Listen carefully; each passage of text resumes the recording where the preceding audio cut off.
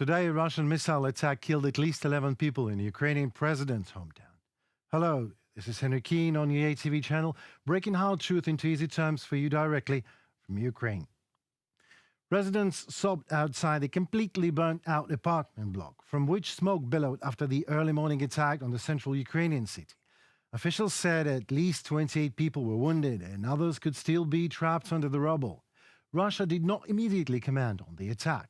It has repeatedly struck cities across Ukraine since its full-scale invasion in February 2022, though it denies targeting civilians. Well, sure they do. They are doing their best to block any content on the internet that shows who they really are. Russian killers continue their war against residential buildings, ordinary cities and people. Zelensky, who was born in Kryvyi Rih, said on Telegram, "My condolences to all those who have lost their loved ones. Terrorists will never be forgiven and they will be held accountable for every missile they launch." During the early hours of Tuesday, air raid sirens blared across the whole of Ukraine, with Kiev's military officials saying air defense forces destroyed all Russian missiles targeting the Ukrainian capital. Ukraine's top military command said that air forces destroyed 10 out of 14 cruise missiles Russia launched on Ukraine and one of the 4 Iranian-made drones. Moscow has accused Ukraine of cross-border shelling as Kiev carries out counter-offensive operations. The governor of Kursk in Russia said on Tuesday several houses had been damaged and power supplies disrupted in 2 communities in the region near the border. While the Kremlin is an ancient architectural building, is it not? It must have drafts. And these drafts in the Kremlin corridors and offices are quite a dangerous phenomenon, obviously, as they spread deceit, meanness, and that absolutely schizophrenic level of overconfidence in one's impunity. And this has its purely psychopathological consequences. Why is the enemy hitting peaceful quarters? I don't understand at all. For what? What's the point? For clearly civil objects, this is astoundingly. There is no meaning. There is no military meaning. No military meaning. Well, ain't that lovely? Russia accuses us of counteroffensive. They really expected us to sit and wait until they kill us and burn down our cities. Well, they're Kremlinite. Maybe the time has come to that aftershock recoil. It is nothing but a counter-defensive, where you feel there in your cities after you invaded ours. But believe me, you have seen nothing yet. Russian aggression is accompanied by large-scale crimes against not only humanity, but nature itself, the ecocide. Dams and hazardous facilities of the chemical industry are being destroyed. Nuclear power plants, primarily that the Zaporizhzhia NPP endangered. It has been done deliberately. Russia harms the environment of Ukraine because it treats it as a hostile territory that deserves no mercy and must be turned into ground zero. The invaders are ready to turn the battlefield into an ecological disaster zone because they simply cannot hold the ground anymore. They fear the inevitable liberation of Ukrainian lands by our army that is getting stronger with the help of all the progressive world. And so, as we all can see on the horrifying example of Kakhovka Dam, Russians are ready to turn any ground into ground zero if they cannot hold it. Russists, and let us call them what they actually are, a new mutated Russian form of fascism, cynically blackmails Ukraine and the world with devastating terror in order to achieve the Kremlin's political goals.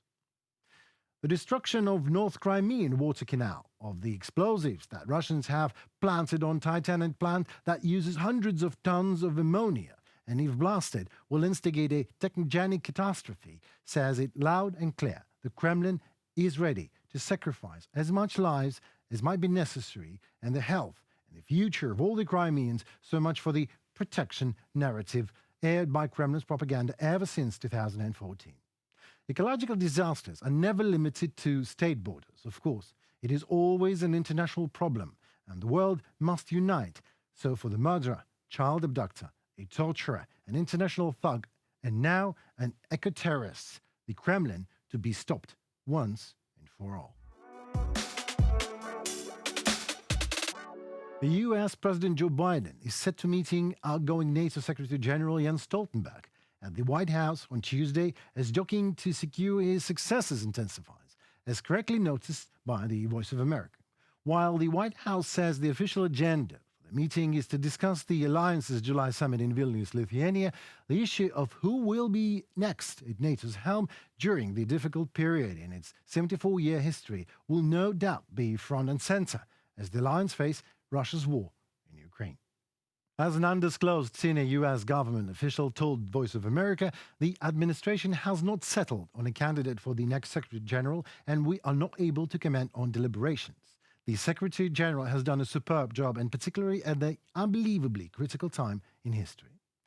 Jens Stoltenberg, a former Norwegian Prime Minister, is the longest-serving NATO chief in a generation and has had the tenure extended 3 times since taking the job in 2014. In February, his spokesperson said he would leave office when his current term ends in October. And I wonder if you know how it really feels to be left outside alone when it's cold out here. Oh, sorry, this is Anastasia, my earworm. Going back to a serious tone, one that NATO Secretary General's switch process certainly deserves. Jens Stoltenberg is widely credited for managing rocky transatlantic relations between former US President Donald Trump and European allies over the money issue, defense spending, and the withdrawal of NATO forces from Afghanistan in August 2021, and the alliance's response to Moscow's invasion of Ukraine. So his preference about the successor certainly carries weight, and Biden is expected to consult with him. And of course, Biden's own opinion carries enormous weight, simply because the United States spends more on defense than any other member of the alliance. Well, while the war rages on in Europe, the money for those being at the righteous side of a gunpoint is spent by the United States of America. And a great Ukrainian gratitude and respect for that goes to you, the people of America. Now we also expect U.S. support for Ukraine's accession to NATO. It's obvious it needs to be done for 20 NATO members, countries which have supported Ukraine's accession to the North Atlantic Alliance. Ukraine's ability in swift and successful adoption to NATO standards and Western weapons allowed us to withstand a full-scale Russian invasion. It's now NATO's turn to adapt to geopolitical turbulence and threats exuded by Russia. It's also obvious to anyone who has political will to look for the truth. Ukraine's integration into NATO is the only way to create a secure zone for Europe against current and any future possible Russian invasion. Ukraine awaits a strategic decision during the NATO summit in Vilnius in July. Because no matter what anyone says, pacifism from the side, when you see your neighbor's house on fire, but it is getting hot on your ground, and as so you demand that he needs to stop saving his property and family and needs to give up on the parts of the house in order to save the rest of it. This is an immoral and criminal doctrine, which has already twice, remember World War I and the second one, led to the fact, despite all the efforts of cowards and fools in high chairs, the war came to Europe. The war came to Europe not only in spite of any paper agreements, sanctions, and attempts to appease the tyrant, but on the contrary, it came because of such attempts.